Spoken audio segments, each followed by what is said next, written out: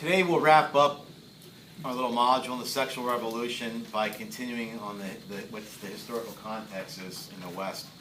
And then real briefly, just 2 bullet points on the church's response, because that'll be covered more thoroughly another time. I like this stuff. I get it. Not everybody likes it. I understand that. I still think it's important whether or not you have an affinity for it or not. Things are different today.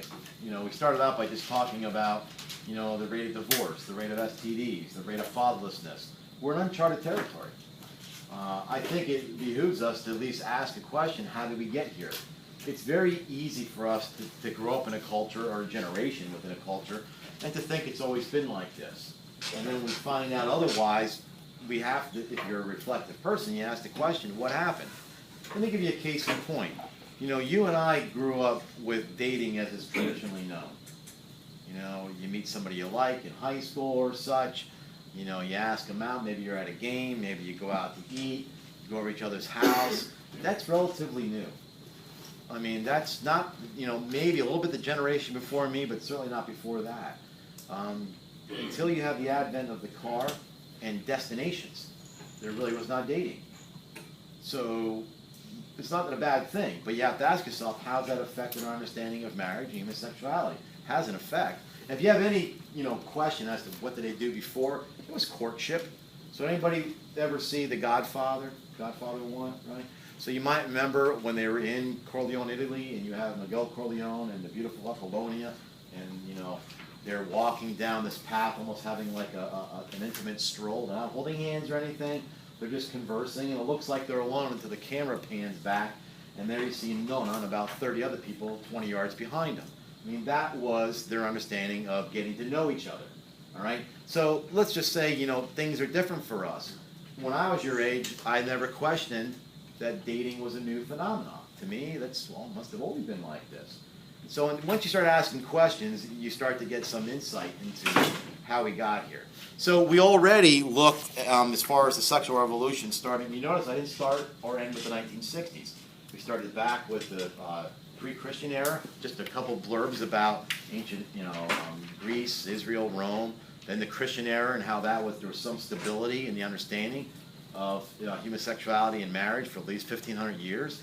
And then with the Protestant Reformation, that it obviously undermined Catholic authority, but other people started to pick up, well, you can undermine one religious institution's authority, then why not others?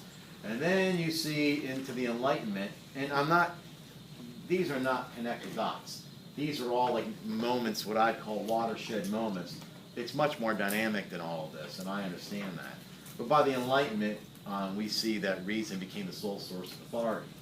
And once you jettison God and faith, it opens up the advent of sexual pleasure being something to be experienced here on earth because there's nothing coming after. So why deny yourselves that, okay? So we left off with the Enlightenment. Today I want to pick up with a guy named Thomas Malthus. Has anybody ever heard of Thomas Malthus? Or maybe you've heard the term just used, Malthusian, all right? Not that you need to know per se, but in the mid-1800s, he wrote an essay on the principle of population. So he was a demographer, okay? A demographer takes, certain statistical criteria of a particular population, male, female, race, ethnicity, and such, married, unmarried. And also, the concern with his demographics was the world's population is not going to be sustainable. So in other words, he predicted the world's population would exceed the ability to be sustained. In other words, they're going to starve to death. So if you look at how populations throughout the world has grown, say from the time of Christ to the time of the Protestant Reformation, on or about, it doubled. Well, so at that point, I'm just throwing these numbers out there. I think they're close, but they may not be accurate. You're talking probably about 500,000 people. Well, what do we have now? 7 billion? All right. So the idea was, look, the world's not going to be able to sustain. We cannot grow enough food. Now, I want you just to think, like, in the back of your mind, how this affected their psyche. Just like terrorism is on our mind, me and Andrew may not be worrying about it when we wake up in the morning, but over the course of a week or a couple of weeks, it shows up. So it's there. And like I told you, when I was in high school, it was, the Russians and nuclear war. So you saw the popular movies like, War Games, I think it was called War Games, and, and Rocky and all that. And you go back to the mid-1800s, early 1900s, their concern was overpopulation, all right? Now, Thomas Malthus, and he was a minister, by the way, not that you need to know that, but he was a minister. He said, we can curb population growth, but he came up with two moral ways to do it, and that's important. He wasn't just saying to end people's lives or to stop this particular person from having children. He said, let's have moral ways to do it. The first way was, he said, let's delay the age of marrying, particularly for the girl, because she's the one that would bear the child. All right, so if a girl, and I know this varies, let's say the girl's fertile window in her life is between the ages of 15 and 40. All right, well, you're talking 25 years there that this girl can have children. So if you get people, especially the girl, to marry later, let's say like in the late 20s, let's just say 30, you've now cut that window more than half. That has to have an effect on the population growth. That was one of his suggestions. The other one was to show sexual restraint in marriage. In other words, just, you don't have to have sexual intercourse every time you desire it. So if you can cut down the number of times you're having sex when you're married, and you can shorten the window where a woman can get pregnant, that should take care of our concerns for the population growth. Okay. Now those were his suggestions, but nonetheless, it was in the air. Let's just leave it at that. Now some of these are going to seem like they're not directly influencing our sexual revolution, and that's true. But I'm trying to give you a little bit of background of other things that affected our understanding of human sexuality. In 1873, there was what was passed was the Comstock Law. Now, it targeted obscene literature and let's say other indecent things, okay? But amongst them was contraception. Now, the reason why I bring that up is because, let me say, I'll bring up the other bullet point, might help me make my point clearer. These laws were introduced by Protestant legislators, all right? Protestant legislators. There were no Catholic legislators at the time. Catholics were persona non grata, okay? So you had a Protestant legislature that was saying contraception is obscene and we're going to make it illegal to transport it across state lines. Whether you agree with the position or not, just remember that's in the air. As a matter of fact, if you've ever studied anything about American history, you know about nativism and the Know-Nothing parties. You guys know something about that? Well, let's just say that, even in our local vicinity here in Philadelphia, Catholic churches were torched and such, showing their opposition to these people coming into the country. At St. Charles Borromeo Seminary, where I got one of my degrees, in one of the chapels, there's this circular hallway behind the altar. It's known as an ambulatory. It's where priests would individually say Mass when there was a different form. And you guys know where Lancaster Avenue is in Philly, Route 30? Okay, well, the seminary is just by St. Joe's. So St. Joe's is on Route 1. If you can envision where that hits Route 30, if you make a right, like you're coming back towards, Villanova, right there is the seminary. They actually had, it's been stoned up for quite some time, they had a secret passage from that ambulatory underground all the way to Lancaster Avenue in case they were rushed by, nativists or people who wanted to do them harm or were torching anything. They can grab the Most Holy Eucharist and then they can escape through the tunnel to Route 30. So all my only point is, this was not Catholic influence. So these laws you said were introduced by nativists and They were not by nativists, but just by Protestant legislators. I'm just trying to make the point of the nativism that, because typically if you just heard, if somebody just told you out of the blue, hey, we used to have laws against contraception in this country, people are probably just going to automatically think the Catholics had something to do with it. Because we're the ones that oppose it. So I'm trying to give some basis that it had nothing to do with that. It's a minor point. It was just a minor point. Okay, now, something else that happened. Lambeth Conference is the almost every decade the Anglican Church gets together and discusses the things that are pressing on them or on the culture at the time. So in 1920, it addressed grave concerns, and I'm going to actually show you a screenshot of one of the resolutions rather than me just repeating what to write there. But it did address grave concerns about, let's just say, about practices hostile to the family. That'd be a good way to say it. They're talking about contraception, all right? Now, this was not abnormal. Every Christian denomination was opposed to contraception, including the Anglicans. So the Anglican says, look, we're very worried about the spread of modern society of theories and practices hostile to the family. So what do? I mean, literally, they use the terms. An utter emphatic warning against the use of unnatural means for the avoidance of contraception. Don't you know the primary purpose for marriage is the gift of children? Okay, so there's nothing there that's really out of line with the Catholic Church. It's what the Catholic Church says now and said then, all right? Now, in 1930, one decade later, and I'm going to let you write that, then I'll show you again in screenshot what they stated. In 1930, they stated other methods may be used as long as they're not motivated by selfishness, luxury, or mere convenience. Other methods may be used as long as they are not motivated by selfishness, luxury, or mere convenience. So, people might applaud that and say, well, good, they're getting with the times. But I'm going to ask you an easier question. What changed? This is a Christian. This isn't like a philosophical group. What changed? There's no arguments that they read something new in the Bible. There's no arguments that, Christ revealed something else. They just capitulated and said, we're going to allow it. For whatever reason. Could be population concerns. Could be other developments that are going on that we'll look at. All right? I mean, I'm not an Anglican historian, so I can't speak to the motivations. All I can say is, and this is the important part I want you to know, 1930 stands as the first historical time any Christian denomination allowed contraception. You will not find one mention of it before 1930. Now, if you're a Christian, that should concern you. If you say, well, I don't have a problem with it, that's fine. But if you're a Christian, you have to ask, why did it change in 1930 and what changed? Well, when did contraception, invented?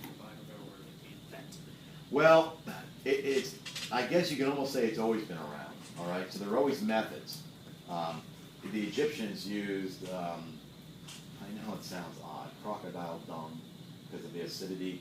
They used various sheaths. Okay, so we're not just talking the pill, all right? Oh. Okay, maybe that would clear it up for you.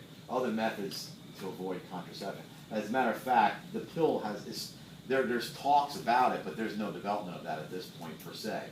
So they're talking about other methods of using, okay, salts and stuff. There were other things that would make, the vaginal cavity hostile to sperm, so you name it. So, contraception has been around for, basically since Christianity.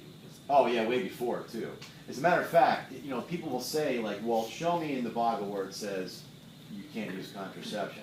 Well, it'd be anachronistic. That we're not looking for that word. So what you would look for, first of all, you'd have to know Greek. You'd go into the Greek text and you would see words like pharmakeia and stuff.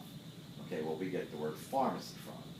They went to pharmakeia, which could have been, it gets screwed up too with the word sorcery. And this is where you have to understand some of the history, because you're talking potions, all right? Now, we're not talking like boiling waters, toil and trouble. We're talking about people who came up with potions that would work for, to inhibit conception, and the word pharmakeia and sorcery was used. So those are the words you find, but if you read the modern Bible in English, you're never going to get that, so anyway.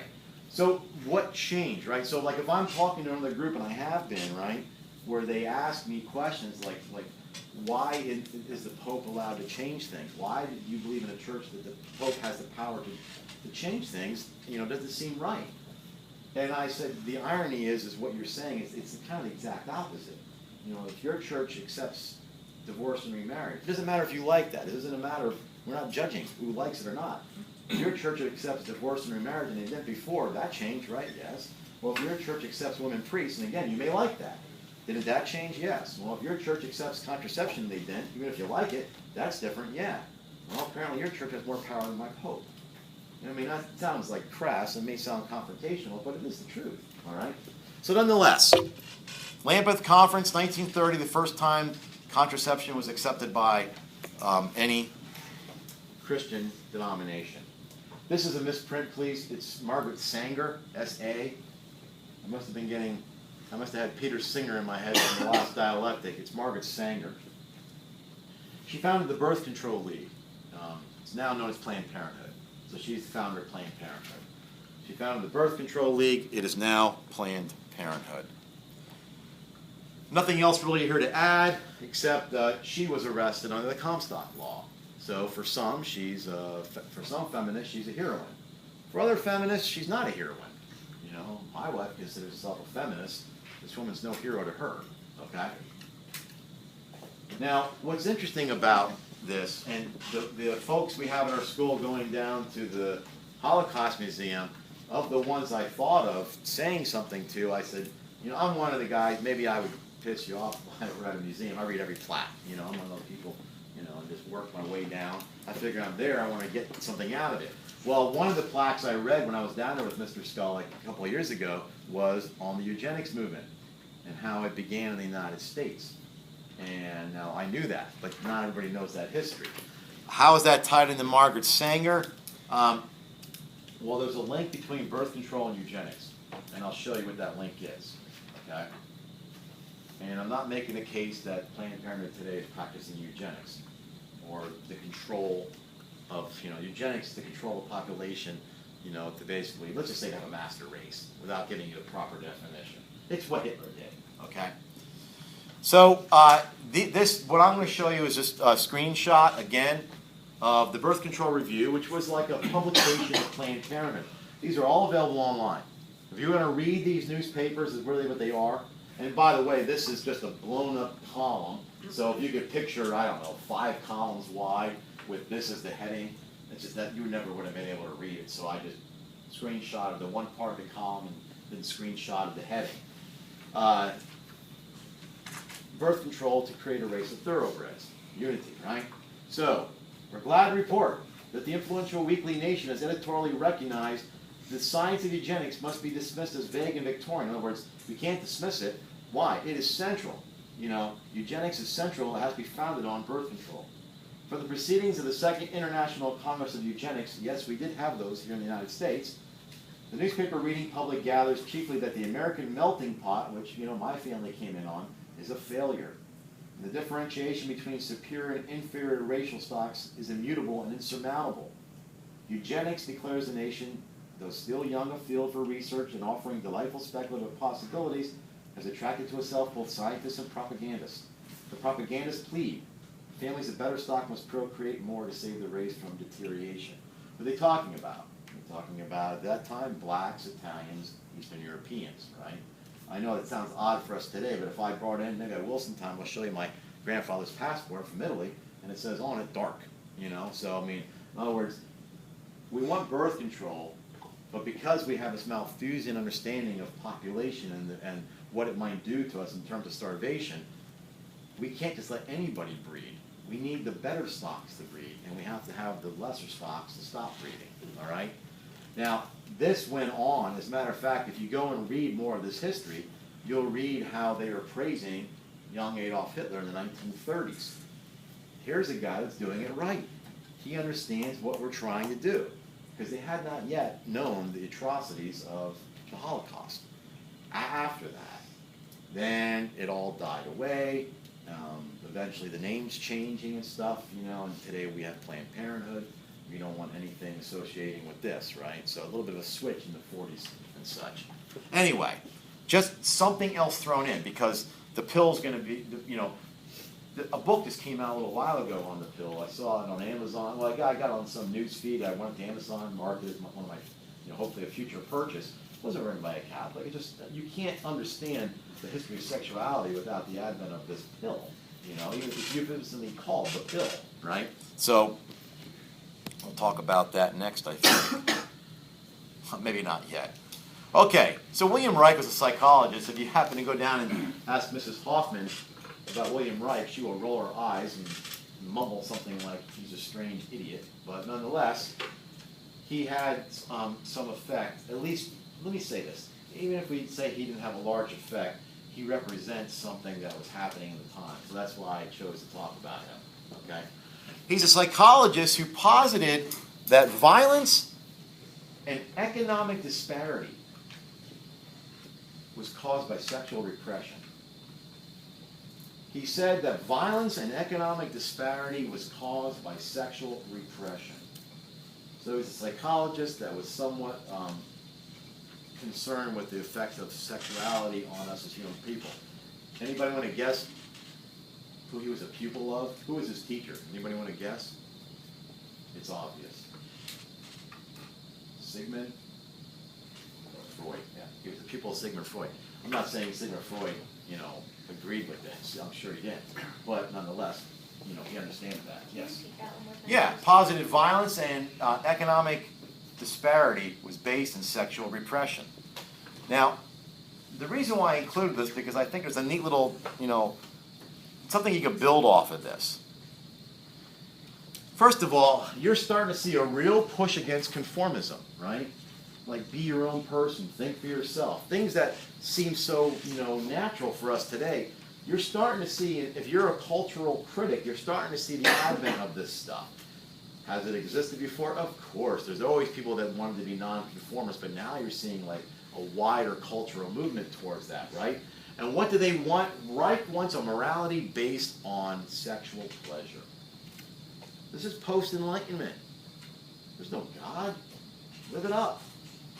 We're not talking about diseases that are, necessarily, again, syphilis has been around for a long time, but, other STDs weren't really on the radar. So you should enjoy yourself, all right? Now, one other thing that's pretty peculiar, and I can't make the larger argument for it, although this isn't my research per se. If you want to get a feel for what was going on with Reich in the time, you're going to have to, anarchy is like, we're all on our own. It's kind of like a, mass confusion. Picture sex and anarchy being mixed together, right? And don't worry about who Michael Foucault is. It's just that this comes from him. You don't need to know him at all. When he looked back and talked about this era and Reich, he says, that was a sex-affirming culture. Now, I think we can pretty safely claim ours is a sex-affirming culture. That's a sex-affirming culture. And this is the important part that I think he has for us here today, is that it is a more devious and discreet form of power.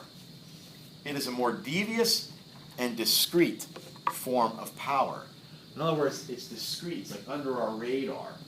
So, in other words, if you want the government to control people, we would think more like, in terms of sexuality, like the Puritans, right? Limit what they can do. They get caught in adultery, punish them publicly. But Reich was coming out from a different point of view, and Foucault says, this is more discreet. The way you want to control people is by liberating them sexually. In other words, they'll be so caught up in the diversions, now you have a chance to come at them and get them. And somebody wrote a book at this time, Aldous Huxley's Brave New World. You heard me mention it like probably 20 times already, all right? He took the ideas from Reich and what was going on, and he put it into a book, into his dystopian novel, Brave New World. So what do you have? You have these slogans. If you ever read the book, they just come up and up and up, right? Everybody belongs to everybody else. So when you have two of the main characters having too much exclusive sexual intercourse, they're actually being told by their friends, knock it off. What are you doing? How many times have you been with Lenore? What's going on with you? Come on, everybody belongs to everybody else. Take some Soma. Soma was like the feel-good drug, right? And go have sex with somebody else. Why? Don't you know promiscuity is a citizen's duty? But why? Because words like marriage, husband, father, they were swear words. Remember, I showed you that little clip? They were swear words. Now, we don't call them swear words in our culture, but to some people, they sound bigotry, right? This is how Foucault said he's doing it. All All right? They had other things there, like that has nothing to do with human sexuality. Ending is better than mending. In other words, throw it away, buy new. How else are we going to make anything in this country? Nobody will be able to produce stuff. Like if you guys go into, anybody goes into like say appliance repair or something like that, you're going to be telling, and I know a guy that went through Stevens Tech. He was complaining to his I don't think they call him professor, but his instructor on why are these things made junky. And the guy said, "Shut up. That's how you're going to make your money." My mother still has. She's 88 years old. She has her vacuum cleaner from her wedding, from what she got from her wedding, made by Sears and Roebuck, and it still works. You can spend $500, $600 on a Dyson. Good luck in 6 years. We know that. I know that. I had one of them, right? How can that? My friend's an HVAC guy. His mother lived here in Reading, and when she moved out of the house, she wanted new appliances. She wanted a new furnace. She wanted never new so she can really sell it well. So he pulled out this. He said it was a perfectly fine a water heater. He said it was like all stainless. He said he had to like find out who made it. The company that made it went out of business in the 60s. Here, this thing was probably like 70 years old. He asked some older HVAC guys about it, and who were from the area, and they said, "Oh yeah, we know that company. They went out of business because they made it so well you only ever needed one." So now if you buy a water heater, you're lucky to get 7 years out of it. There was a company that made a water heater that would last 70, 80 years, but what they found was nobody would buy the second one. So ending is better than mending. I mean, see, it's easy for us to think, well, we would never buy into that, but we do, just subtly, right? That's why it's more devious and discreet. So I think Foucault's onto something, even if it was a little wacky otherwise. Okay, the pill. Now, the pill did come out in 1960 as far as contraception, but it came actually a few years earlier, and it's changed, right? It was so high in estrogen, there were frequent deaths and such from using it. In 1957, it came out that it was only allowed to be used for extreme menstruation, which, by the way, we're only talking about contraception here. We're not talking about the use of hormones to treat other things, like, from, ovarian cysts, mood disorders, extreme menstruation or pains. Okay, so now that this is the first time, this is a watershed moment. It has been available widespread. The link between procreation and sex is broke. I mean, this did it. Whether you're even a champion for it. I mean, you could say, well, I think it was a great thing that the pill was invented. Okay, but you now have to at least agree procreation and sex has been disconnected. All right? That was not, again, it was always there, but never, you had millions of women on this. And by the way, even back then, you were married. You would have been called a couple names probably if you were a single girl trying to go for this, okay? Here's something else that's interesting. You see the advent of the singles culture. Remember how I said, we always think dating's always been like this? We always think there's singles and players and such, right? Not so. We see the advent. Actually, I'm going to bring it up on screen because I got this from PBS. I don't think anybody's going to claim PBS as a right-wing Catholic, voice. So the advent of the singles culture and sexual exploration. So what PBS says is like, look, despite everything, the decade progressed, societal emphasis on virginity and marriage were slowly replaced. So when you had movies, again, there was never an ideal time. We're not presenting that. But when you did have marriage as an ideal, children were born within marriage. That was the ideal. Virginity prior to marriage was the ideal. Try to find a sitcom that illustrates that today.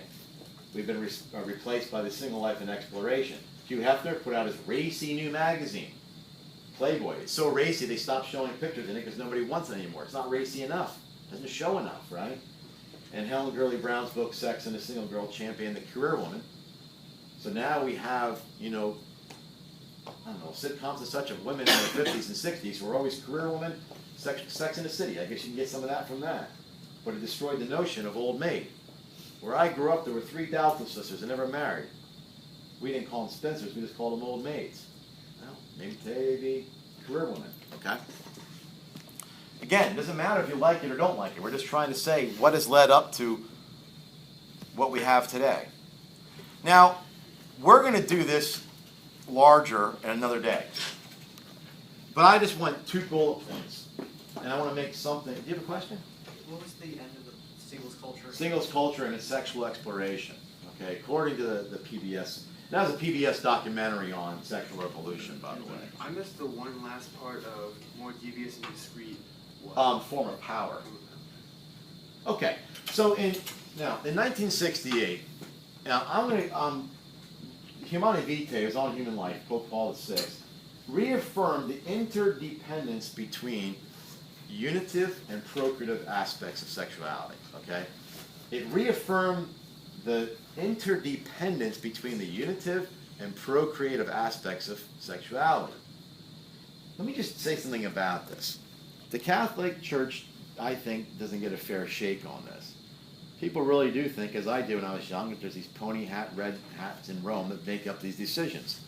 The Church was open for dialogue on this. In the 1960s, they formed what's known as the Commission. And they wanted the commission. It was full of doctors and I don't know if there's any lawyers, but there was moral theologians, priests, lay people, and such, other denominations, right? Study this. Study it, because now the pills came out. What should be our reaction to this? What's now known as the Majority Commission, and this was known, it was leaked, so everybody in the world knew it. It was told to Paul VI that you should allow it just within certain circumstances within marriage. And you should allow that. Now, everybody knew that the Pope was being recommended to do that. So everybody thought that the Pope's just going to, finally, the Catholic Church is going to come out of the Dark Ages. Then he came out with Humanae Vitae in 1968. And it would be an understatement to say it's pissed people off. Do you know more people left the Catholic Church after Vatican II in the 1960s than during the Reformation? That includes priests and nuns. More priests and nuns left. What was now known as the Majority Commission actually took out a full-page ad in the New York Times rebutting the Pope. Remember what I said about the Pope has no power to change things? In 1977, I think, I was reading about a priest who's now a bishop who said I was a young priest in Rome, and Paul VI was naming an encyclical and then talking about it, naming it and then talking about it. When he got to Humanae Vitae, the only thing he said was, he paused and he said, I did not betray the truth. And then he repeated himself. He said, I did not betray the truth. And ever since then, the Catholic Church has then been at odds with the culture. Okay? Which I've always thought to a certain degree they should be. Because the minute your church is aligned with the culture, you're no longer going to a church. You're just going to a club where everybody agrees. Okay? I just want you to know, you don't need to know the bullet points underneath, but you should know these are the 4 predictions that Paul VI said. He said, look, if contraception becomes widespread, here's what's going to happen. He's not a prophet. These were obvious. He said you're going to see, and that's supposed to be a decrease. Your moral decline and a decrease in fidelity. In other words, you're going to see more divorce, and there were other factors, no-fault divorce being, of course, the big one. A decrease in divorce, an increase in infidelity, an increase in abortions. You would think more contraception, less abortions. That has never been historically the case. Where contraception is more readily available, there are more abortions, right? It just sounds like there shouldn't be, but it doesn't work out that way. You're going to see more out-of-wedlock pregnancies. 40% of every child born today is born out of wedlock. 40%. And other perversions. This one is ironic. He said you're going to see a loss of respect for a woman. Why? Because the Catholic Church teaches in human sexuality, and we'll get there, that the man has to have concern for both the physical and the psychological equilibrium of that woman. In other words, she is sacred. What the Church is saying now, if she's on contraception, she'll be ready when you are. Is it an increase or decrease in fidelities? It's supposed to be an increase. Oh, up here? Yeah. I said I misspoke. It's an increase in infidelity. Yeah, that's my typo. The pill would permit the woman to become the object of a man's pleasure against her goods. Now, you might say, well, women are complaining. Maybe they enjoy that. They want that. It doesn't matter. You can't reduce your own dignity, all right? Abuse of power. Said countries are going to use forced abortions and sterilizations.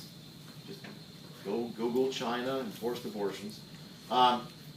Notion of unlimited dominion over one's body. In other words, isn't that ironic? We now live in a world where a person is thought to have unlimited dominion over their body. That was not a cultural norm even 40, 50 years ago. You were part of a larger system, for one, and also you were with somebody. So your body was never entirely your own.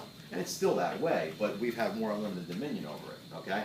So all I'm saying is that what happens, what springs from that, he didn't say these things, but I'm saying these things spring from that. Now it's easier for us to accept euthanasia. It's your body. It's easier for us to accept IVF or 3 biological parents, and you need, because now that's another thing, you know, we didn't get into. You could have embryos with 3 or 4 parents. I mean, that's a little bit strange, right? Yes. Back on the forced abortion thing with China, if someone was forced to have an abortion there, would they be at fault at all then? No, not unless they were complacent intentionally, you know. But no, I mean that's a violent act against them. And that, by the way, if you study the issue, has a lot to do where you live, you know, and how far up the political ladder your parents are. And I heard they're changing that, by the way, you know. And most of the abortions over there are young girls. Or exposures, they would do that too.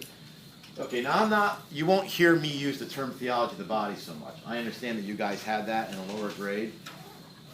You guys went to Catholic school, did you have that? Yeah, okay. I always like the title, The Human Love and the Divine Plan, because I don't like a lot of the popular teaching on theology of the body, because there are people who read other people who wrote about theology of the body. I think unless you've read all the original stuff yourself, and then invested a few years in reading everything that John Paul II read, coming up to it, at least what's within your power, that'll give you a better understanding of it. I try to do that for you guys. So what this did when we're talking an appeal to the human heart, where the body stands as a sign. Now you got to think back to the sacraments course. A sign represents something other than self to a knowing power. My wife's body is a sign to me of something, and mine to hers. Now that might sound naive, it might sound like, you know, repressive, but it's a lot better than using each other, all right? It's a sign of the nuptial mystery. What is the nuptial mystery? It's that there is a distinction between male and female, but together we image God. There's a distinction between male and female. That guy was trying to get at it the other day. You know, he was doing it maybe in a lighthearted, popular way. But there's a distinction between male and female, and together we image God. But today, if you talk about absolute distinctions between male and female, you can really be hit with, you know, levels of bigotry against stuff. I mean, this is, and I will show you on every level we are different. All right. Nonetheless, so we'll talk more about this. The Church's response will be another module, really. But I at least wanted just to throw it out here. Any questions on this stuff? Yes, Michael. Reaffirm interdependence between the unitive and procreative aspects of sexuality. In other words, you can't have one without the other.